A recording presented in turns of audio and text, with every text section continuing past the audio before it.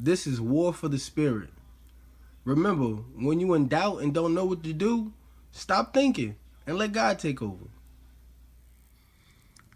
These videos are made to aid you with spiritual content. Finally. Today's video is understanding poverty has a spiritual component to it. Poverty has a spiritual component to it. The thinking of most people on a social level in poverty, most people within poverty have the same thinking on a social level.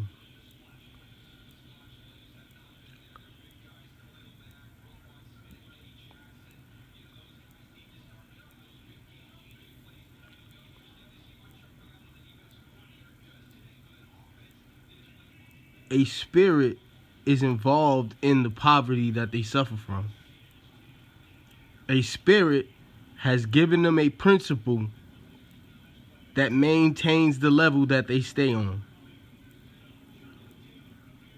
Without the principles that you carry and use to make your day-to-day decisions, you couldn't remain on whatever level that you're on. So you have a spirit that's giving you a principle that's become a stronghold. Something that you use to make decisions with without having to think. And this allows you to stay on whatever level that you're on based on that principle and stronghold.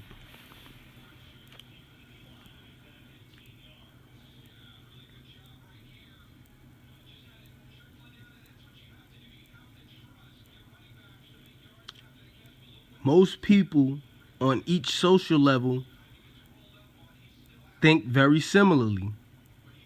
Most people have the same principles for social level interactions, for how they feel about what they're doing on a regular day-to-day basis, how they feel about the other social levels, and why they are comfortable and committed to what their social level is.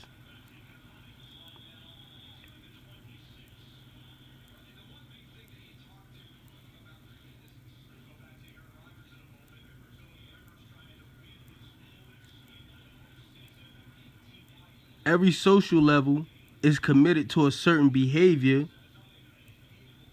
based on thoughts that they have, that these principles they're operating in.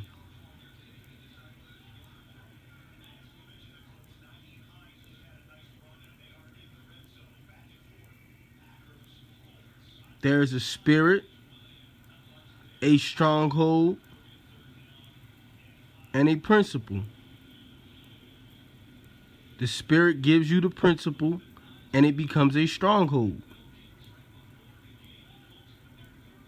Once you've developed the principle, it becomes a stronghold.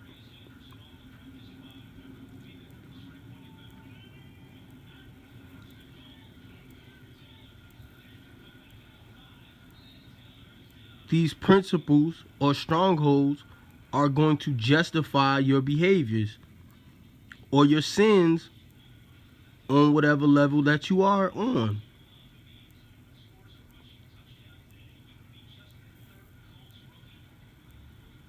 And it's going to govern your consistent behavior on a day-to-day level. Until you give up the principle or stronghold that you have, you will not be able to get to a lower level or a higher level. You will continue on the level that you're on. Many people do not want to give up the principle or stronghold that they have gained from dealing with whatever spirit they've been operating in. Most people do not want to give up the principle or stronghold in whatever spirit they have been operating in. And whatever spirit they've been operating in, most people don't want to give up the principles and strongholds associated with it. Because a lot of times it's tied to the pleasures of whatever level that they're on. And to give up the pleasure that's coupled with the principle, something that's going to justify your sin or your behavior, some kind of comfort, more often people are unwilling to let the principle go or the stronghold go because they take pleasure in it. The craftiness of the devil will attach the principle he's giving you with some pleasure that's on that level.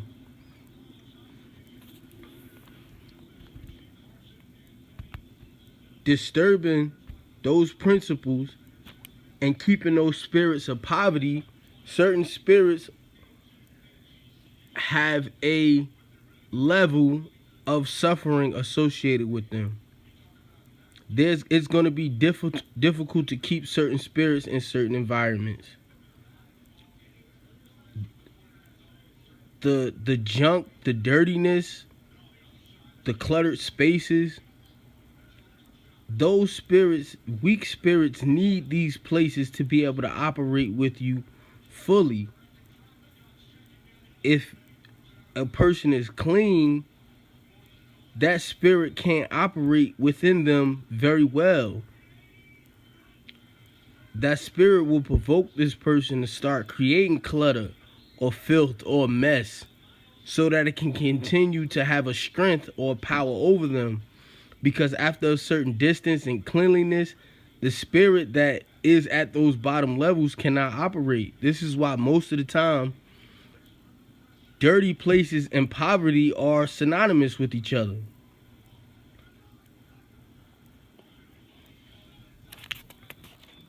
Junky homes and poverty are synonymous with each other. They go hand in hand because the spirits on that level are very weak and they need constant places of rest. And these junky piles and dirty areas and grimy, filthy places are places of rest when they're not inhabiting people. You'll find that if a bum or a person who is on a very low poverty level is around, the spirit that inhabits him to keep him on that level will start making a mess as soon as possible and giving people the image of poverty and disgust to constantly keep the spirit available in the area. It's a very weak spirit and it needs constant reminders and constant reassurance that things are dirty, things are poverty stricken, things are bad. And without these piles of filth and garbage and dirty things around, that spirit is very weak and slow to operate. And it doesn't have the same level of control of the people around it. Poverty comes with behaviors.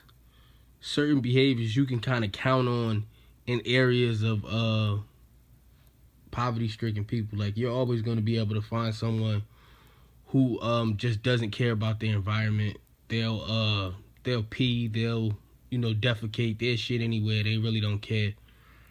And that's a portion of the poverty's behavior set. Like that happens within that realm.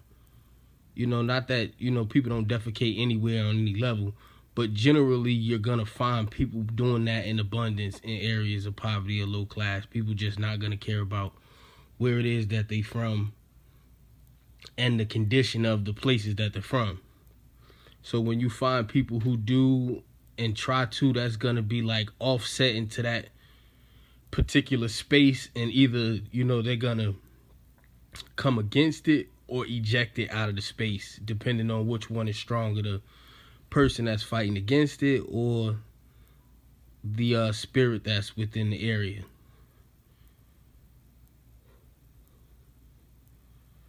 So you can identify certain behaviors within poverty areas. It's always going to have a pattern. It's going to be a pattern over and over, the same kind of behaviors, because the spirits are like mechanical. I don't think they have any kind of control over themselves at all. They kind of will do the same things over and over to the degree that the people who are affected by them allow. So all the serial killers and murderers in a different sense, they act the same way. Like the FBI detectives will tell you, they all act the same way, but it'd be different versions of how it is they act the same way. They always want to keep some memorabilia from the victim, and some want to smell it, some want to watch the video, but it's basically the same thing. So that's one spirit that's infecting all of them, and because of these people have individual, likes and behaviors, they all have the same spirit, but it's acting itself out in different ways. And it's the same thing with the poverty or the lust or the lies or any other spirit that people are dealing with in the world, where the spirit is kind of like, you'll see maybe someone at its ultimate degree, which is they fully succumb to the spirit, so the spirit has their way with them totally. But for other people, it'll be to a lesser degree and a lesser degree, and it'll, like I said, act itself out in different ways. But it always seems to point at the same thing. I think if they can have ultimate control of everybody, you'd see everybody in the exact same outfit doing the exact same behavior all the time. But because we are different from each other, no matter what spirit you take on, it's going to be something that's unique about you that represents you, even though you're embodying a particular spirit. Once you're in range of any of these spirits, what will happen is they'll attempt to push a thought on you.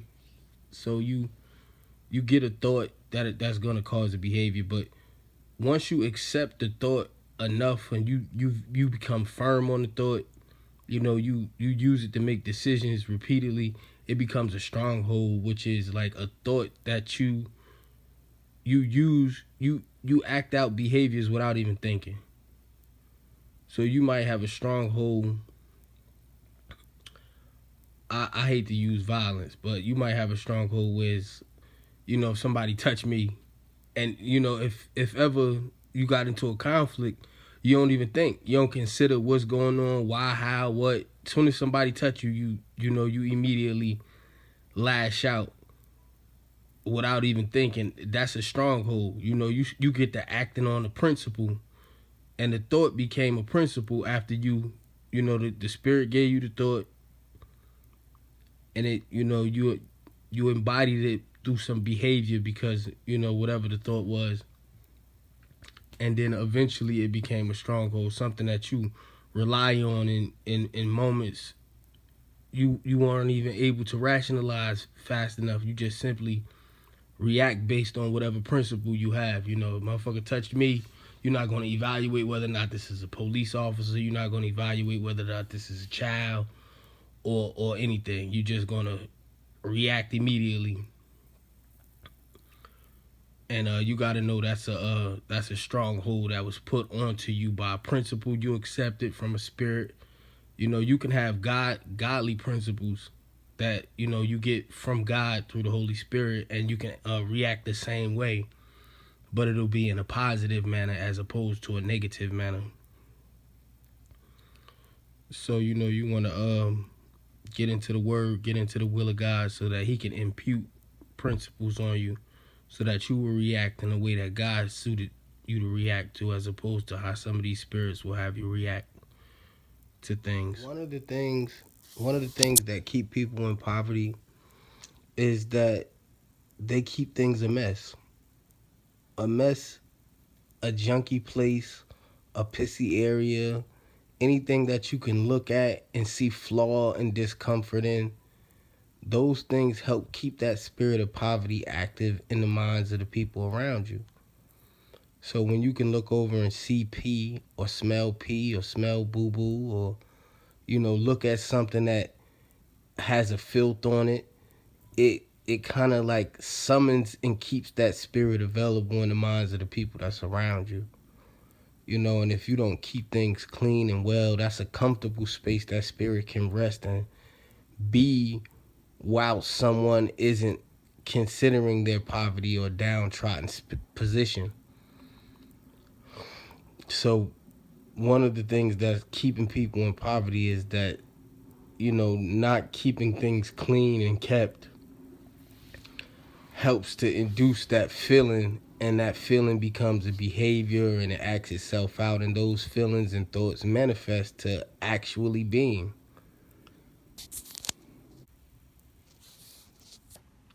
A lot of times poverty is just the belief system of the people that consider themselves in poverty, because in this moment right now, what you have doesn't matter. Like, nobody knows or recognizes everything that you have in comparison to another. It's just the moment that you're in this moment that you're in right now. You're not rich or poor, you're just here. That rich or poor concept has to do with relative to other things. You got to be trying to buy something to be rich or poor. You have to be comparing this couch to that couch for it to be a nice one or a bad one, or and it takes those elements to really determine whether you are in a state of lack or non-lack. And it's really just in the mind of the person. So as long as the person believes that they are that, then they that. Just like a person could believe that they rich. You can believe that you free and be tied up. If you would never have the desire to move, you would never find out. But your desire to move, or to be rich, or to not be in poverty, you're gonna find out. Through whatever constraints that are relative to you. So one of the reasons that people stay in poverty is because they believe they are in poverty. Don't think of the spirit or any spirit as like a ghost like you'll see in the movies. More so, think of a spirit like a gas. Like if somebody set a gas bomb off, if your like house was filled up with gas, or area was filled up with gas, and a person coughing or choking off the gas would be like them acting out a behavior that's based on a spirit. So if you can imagine a bunch of different gases in one area, that would be like the hood would be like mixed with a whole bunch of different gases, a whole bunch of different spirits. And some people are immersed in a particular gas, and they acting out based on the spirit they consumed by. So consider it that way, as a visual aid to what it is. It more or less looks like from what I can imagine. You guys be good to God, and you let God be good to you. Please help grow the channel by liking, sharing, and subscribing.